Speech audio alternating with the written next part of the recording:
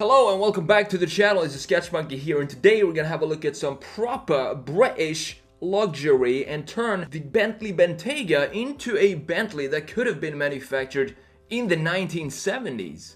The thing with Bentleys and Rolls-Royce is they are in a league of their own, not just when it comes to luxury and stuff like that, the ride quality and quality in general, but also the styling of these cars is something that you don't really see on other manufacturers. It's a very stately, elegant presence, both Rolls-Royce and Bentley. Bentley being a little bit more sporty, of course, than the Rolls-Royce, which is more aimed towards complete 100% luxury and less sportiness. We're gonna take the Bentayga today and take some influence from, for example, the beautiful Bentley T1 right here, which is the four-door version saloon car from the 70s, 69 I think this is from specifically. So let's have a look at this design here and let's see what we can take from this design and apply it like a crazy person onto an SUV. So you can see that this era in general, it has a lot of chrome to it. Chrome everywhere. All the details and the trim pieces, everything is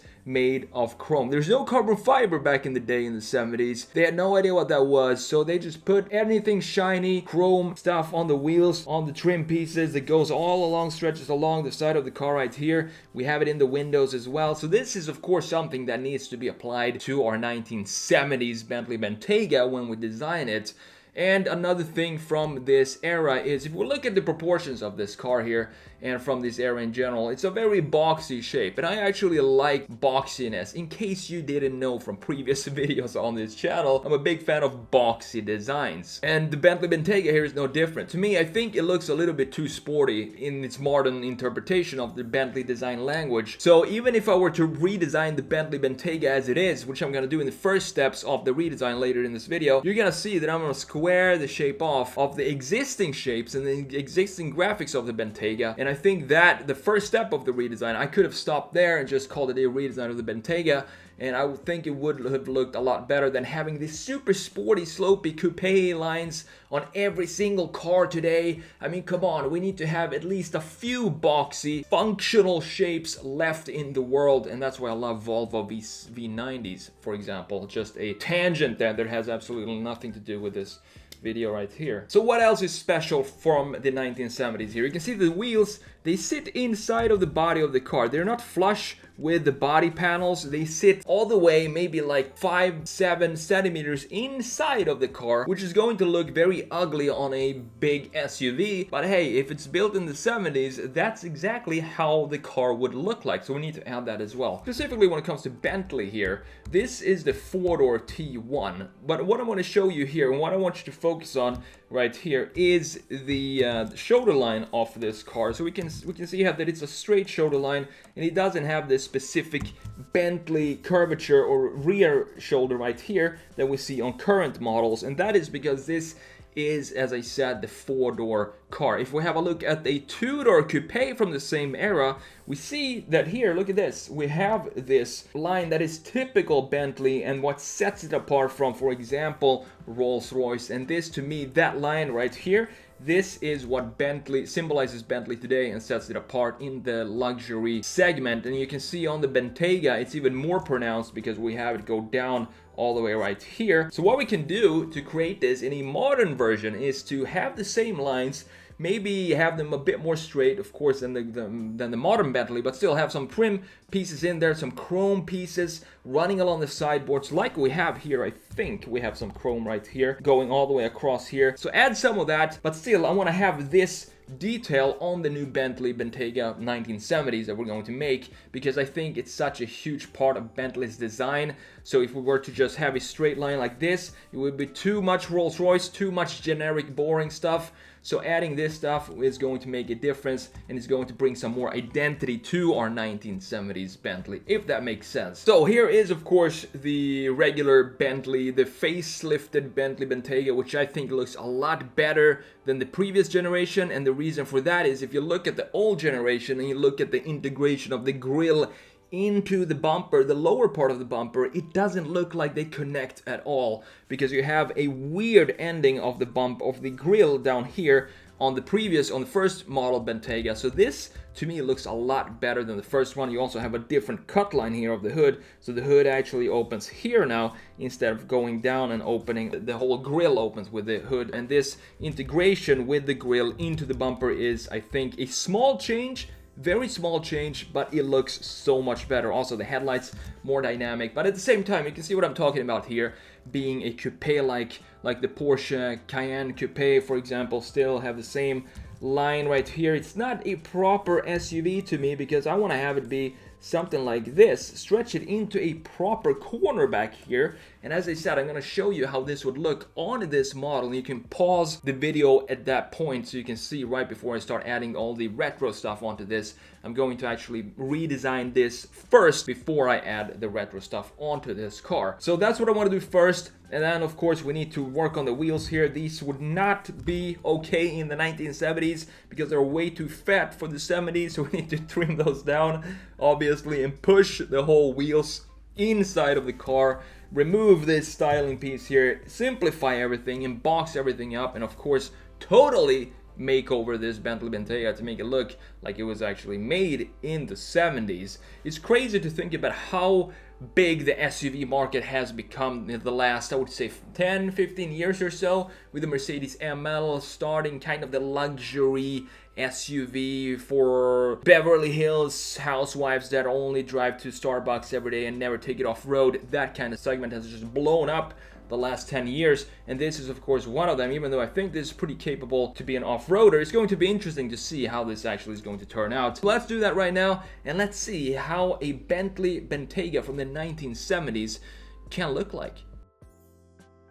Alright, so here we go. This is, as I said, the first kind of small change that I'm going to do to the Bentley Bentayga existing one, and just square it off just a little bit. If you pause it right there before I add this beautiful Bentley grill here from 1960s, you could see what I mean. And it's just a tiny little square off of the overall design make a huge difference when it comes to the SUV-ness of the car, and not make it into a sports car, because not everything has to be a sports car today, in my opinion. I mean, everything is, it seems like everybody tries to make the cars sporty, even though it's not supposed to be a sports car, and I don't think that should be represented in the design either. If it is an SUV, make it an SUV, a sports utility vehicle, and make use of all the space that you have in the package of this big car that you're designing. So one thing that I want to mention here is the final result that you're going to see when I stop this video and start to talk about the changes that I made to this design. This is actually not the final design. You're going to see the final design or of my redesign here, or retro design, in the last seconds of this video, because it happens pretty often when you work on something and you're sketching, specifically if you work on writing or sketching or painting or something creative, anything creative. If you do it for a while, you kind of get blind to the picture. You get blind to the image and the faults and the problems that are within the thing that you're creating, and then you take a break for an hour or maybe even 30 minutes or so, and then you come back to the image, and then you see, oh man, I need to really work on this because it looks horrible, this portion here. And in this case, what really looked messed up to me when I came back to this design was the height difference between the front bumper and the side of the car. You can see that there's a huge gap. If you look at the chrome trim piece, the big one in the rocker panel down there between the axles, and then you have you compare that to the height of the chrome in the bumper, there's a huge gap there. So what I'm going to do in the end of this video is create the final version of this design, and that means I need to bring the front bumper down and make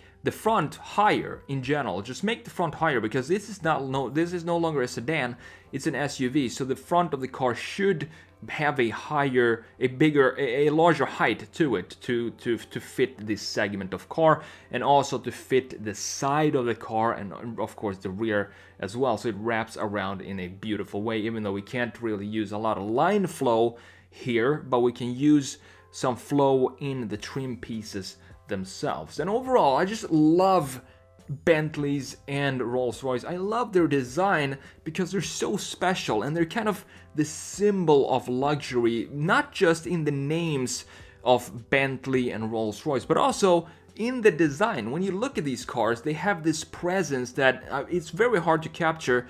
Even if you try to copy Chinese copies and stuff, they can't really capture the essence of these designs. And I love the old sketches, especially of the Continental T and the R, and then my favorite Bentley in the modern times is the Brooklands. I think it's a beautiful piece of automobile, a huge coupe, and also the sketches for the Brooklands are just fantastic to go back and look at.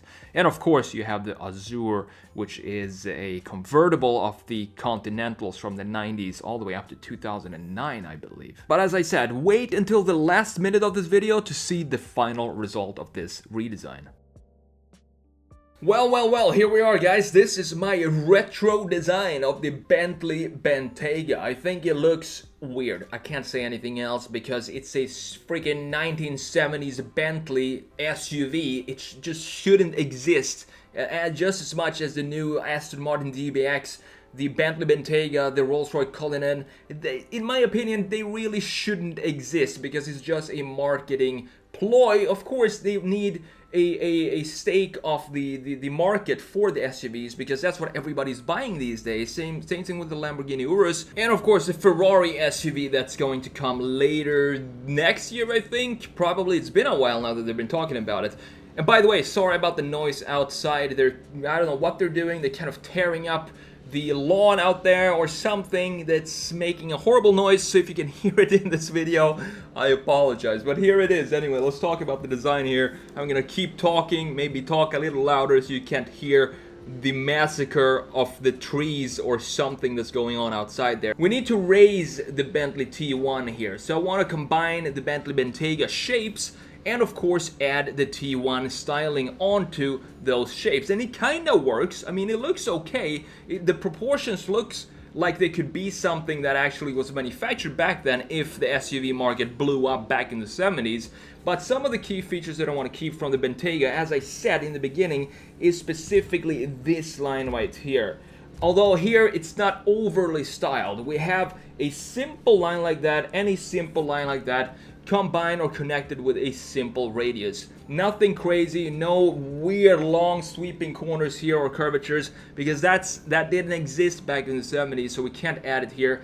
Doesn't matter how much I want to. Another thing that was really hard to do was to make these wheels here, retro design these and put them inside of the car. Totally mess up the stance of the car in it for a modern car, obviously, but for a 70s car, it looks totally okay. Even though if I were to have this car, I would probably modify the wheels and just push them out just a little bit, even if I owned an old Bentley T1 as well, because I can't stand when the wheels sit inside of the car itself. It doesn't look planted, especially if you look at it from a rear view. So what about the trim pieces on this car? Well, obviously the 70s is all about the chrome, so we need to add a bunch of chrome. We added some mirrors here, the trim pieces around the window, all around here in the front, and also the big grille in the front. I love this grille. It looks like the Parthenon Temple in Greece, which is a beautiful old temple, and I think Rolls-Royce took inspiration from there. I'm not sure Bentley did, but they have a similar design, of course, in the front, and it suits this stately royalty presence that both Rolls-Royce and Bentley has.